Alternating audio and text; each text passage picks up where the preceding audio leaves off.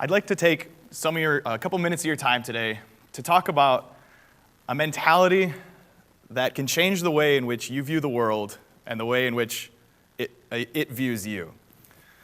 About a lifestyle that can give your passions maybe that extra bit of boost they need to reach full legitimacy. A way of living that will make others stop and take note of you. I'm talking about the power of non-conformity. Before I begin, it's probably best to define what it is we're talking about by this term, non-conformity. I chose that term instead of a cliche like think outside the box or go against the grain because of the versatility of the term, but the idea is still the same. When faced with a problem or an opportunity, you approach it differently than someone else standing in your shoes might otherwise do. And in doing so, you make this problem your own, and oftentimes come up with a solution that no one would have expected. It's not a unique idea. I'm not the first person to come up with this. In fact, many of the people you've heard from today have taken this lifestyle and embraced it wholeheartedly, which I love. But what I'd like to try and impress upon you is the true versatility of this idea, of the fact that you can apply it to any aspect of your lifestyle and see a true impact. For the purposes of this talk, I've attempted to quantify the benefits into three categories. The first that I'd like to talk about is the power to achieve recognition that would otherwise be inaccessible in your field, whether it's due to a skill deficit or maybe just the fact that it's an overly crowded competitive space. Let me explain what I mean. Imagine you are a small engineering school with no music majors. How would you possibly create a band that could reach national recognition? How about flamethrowers? Throughout the country, a phenomenon exists known as the scramble band or scatter band. These are schools that have said, to hell with conventional marching bands, we can do it better in our own unique fashion. For example, the Yale Precision Marching Band creates giant props that burn down effigies of their rival Harvard on the field. The Columbia University Marching Band has a controversies page on Wikipedia longer than some actual articles. And of course, the Michigan Tech Huskies Pep Band, seen up top, employs a vast array of non-traditional instruments, including flame-throwing trumpets, bagpipes, accordions, or frying pans. By taking what is traditionally a very regimented and traditional field, marching band and halftime performances, these bands, and approaching it in a way that is incredibly non-traditional, very non-regimented, these bands are able to create an effect that would otherwise not have been possible for them. They're able to reach a much larger audience than they otherwise would have been able to. For example, during my time spent with the Huskies Pep Band, we had the opportunity to travel quite a bit to a number of other events, NCAA championship runs, that type of thing. And we are always approached by other schools, other basketball teams, just general fans saying, hey, can you come play for our school? Can you come cheer at our event? That type of thing. And what I've learned in my time with the band is that they don't ask this because we are more musically talented than their band, though that may sometimes be the case. They don't ask it because they know that we love their athletics team. It could be a team that we just lost to or just beat.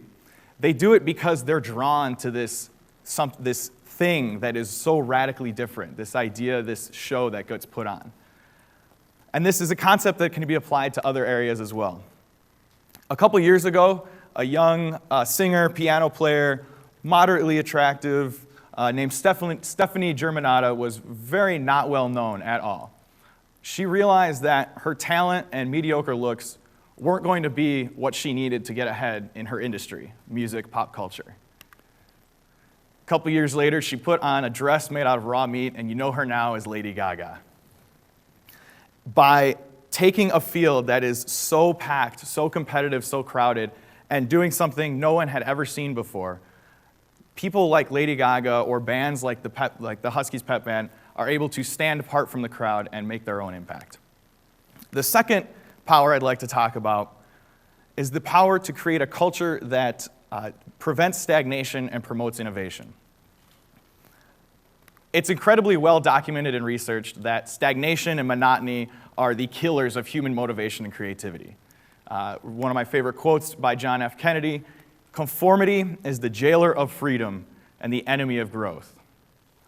This is why people are taught to take vacations, why they're taught to ask questions. It's even part of the mentality behind a midlife crisis. So to explain how nonconformity can really create this culture, we'll take an extreme example. Think of the story of Albert Einstein.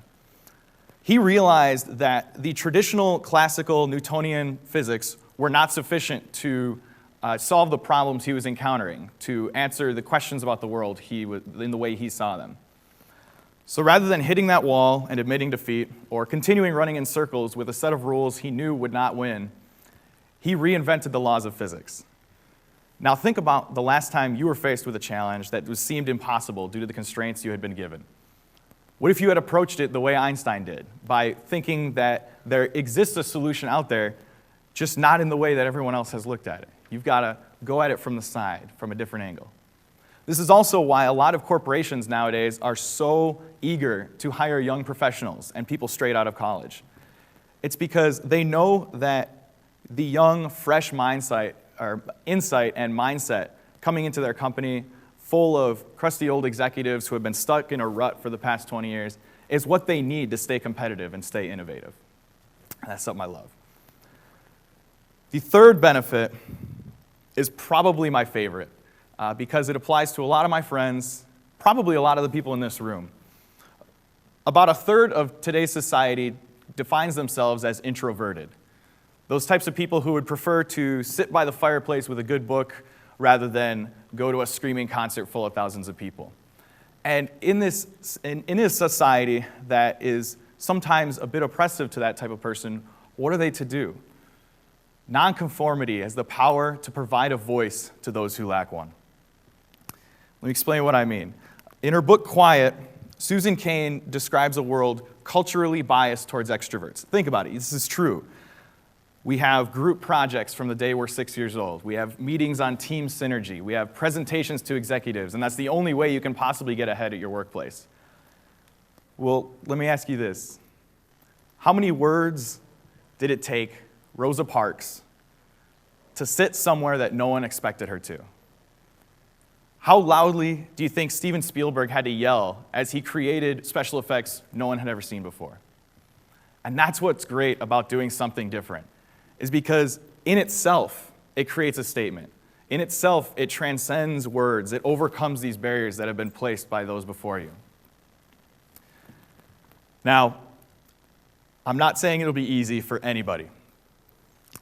By definition, humans are predisposed to follow the path set by those before them, to continue in the same life that they've always lived. But if you think about it, we are all incredibly unique individuals. We have different upbringings, different backgrounds, different experiences. Why don't we bring those to our challenges more often? Why don't we try to break free from that? I'm also not saying that this is the only secret to success. For that, you'll need to augment it with some of your traditional values of putting in that hard work, of having passion for everything you do. But what I will say, and of course you're going to make enemies along the way. History is full of inventors who have been laughed out of shareholder meetings, and I guarantee that many of you had the originality beat out of you by the cool kids in high school. But for that, I turn to a quote by my friend Winston Churchill. You have enemies? Good. It means you stood up for something at some point in your life. It means that you've taken the risk, you've stood out from the crowd, and you've done something better. By acknowledging the status quo and then politely shoving it aside, you will position yourself perfectly to do everything from get that next promotion to change the world in your own way.